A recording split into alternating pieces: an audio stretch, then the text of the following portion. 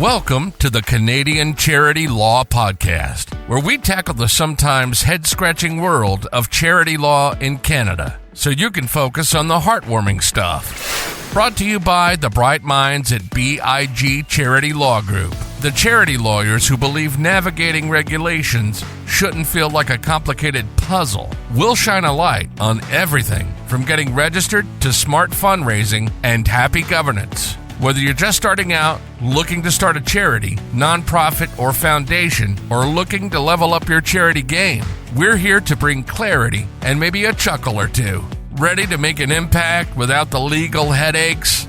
Let's jump in.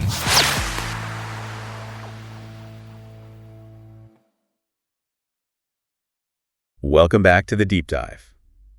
So you came to us with a stack of material court rulings, CRA guidance notes, all of it, and a really specific problem. A painful problem. A very painful problem. You have this amazing idea for a poverty relief charity, but the paperwork. Right. It just keeps getting rejected. Right. The vision is so clear in your head, you want to help people who need it.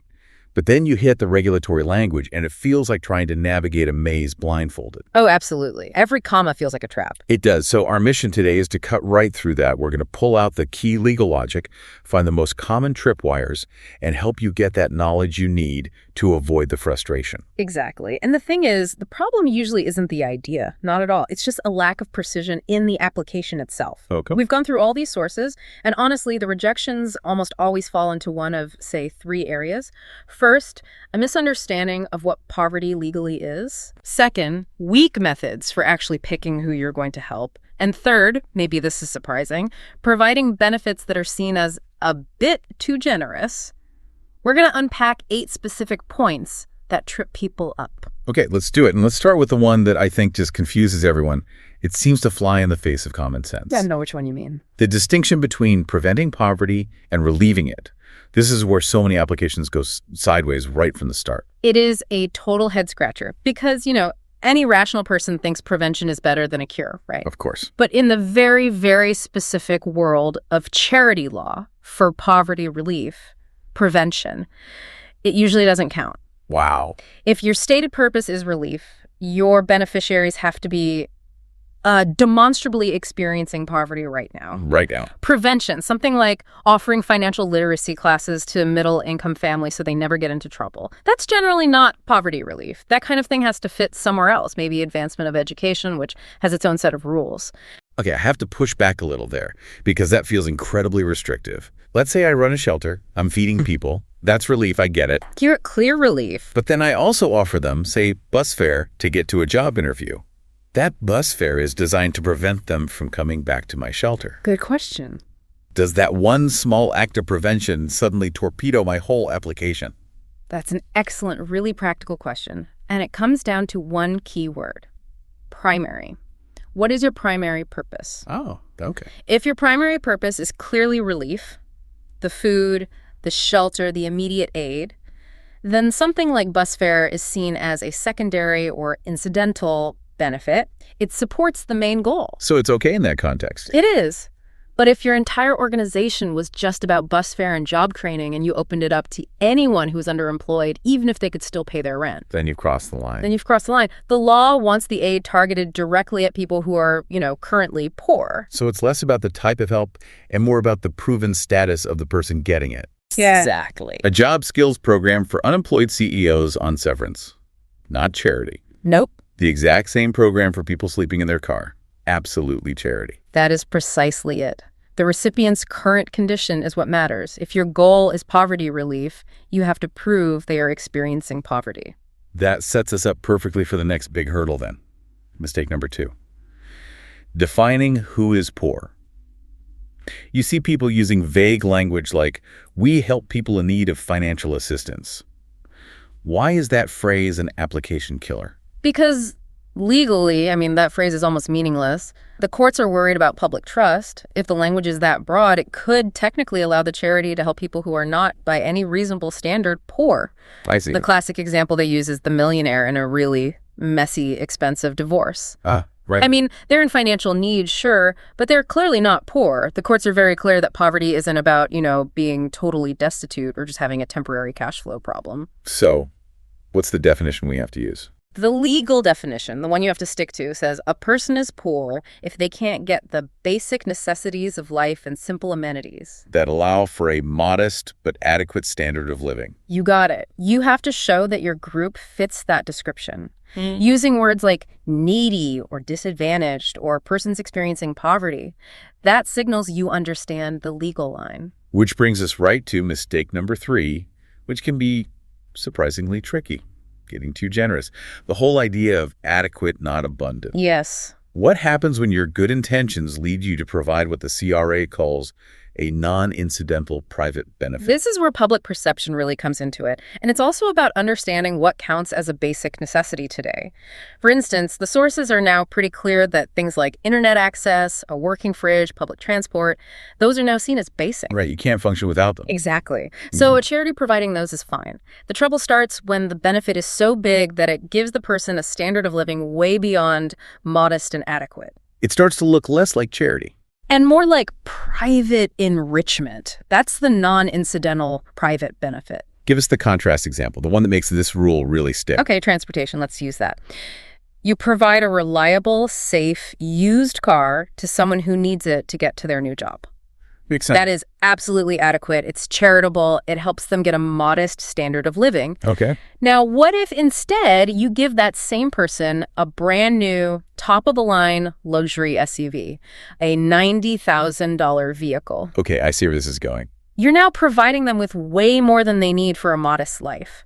The average taxpayer who you want to donate would look at that and say, hold on, my charitable dollars are buying someone a car I can't even afford. That's the red flag. That is a giant red flag. It screams private benefit. So the rule of thumb is, if the benefit you're giving might make the average donor jealous, you've probably gone too far. That's a great way to put it. And it's the same for housing. A safe, functional apartment complex. Charitable.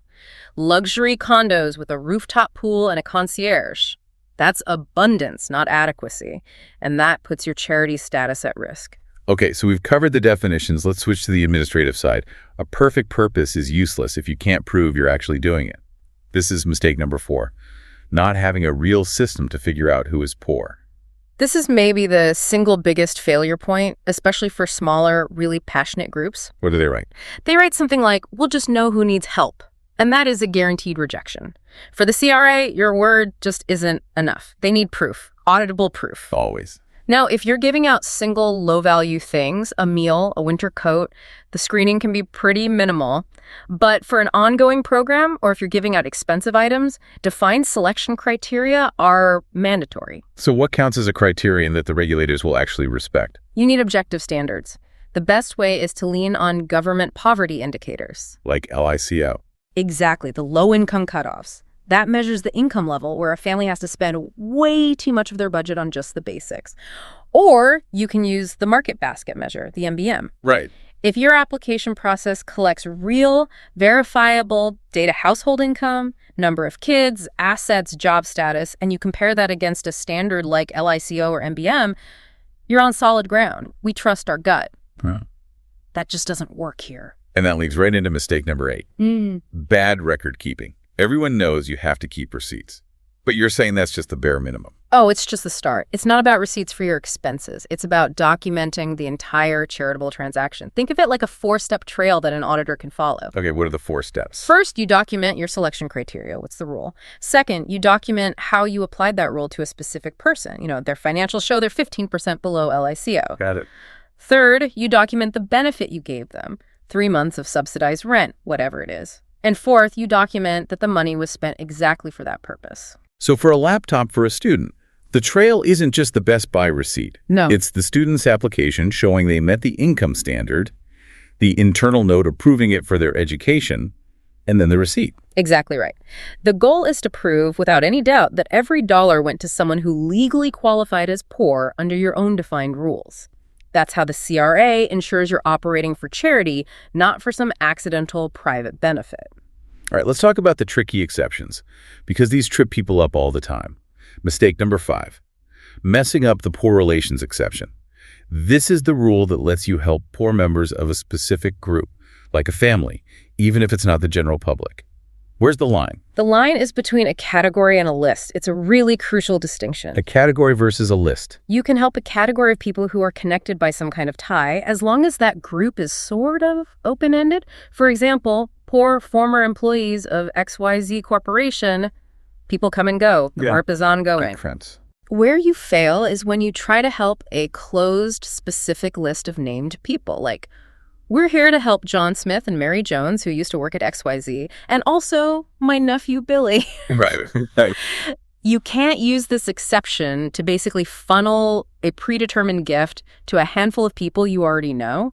It has to be a group defined by a link, but still a group. You're helping a type of person, not a fixed roster of individuals. Correct. And that flows directly into mistake number 6, which you see a lot with benevolent funds, the problem of donor control. Oh, I know this one.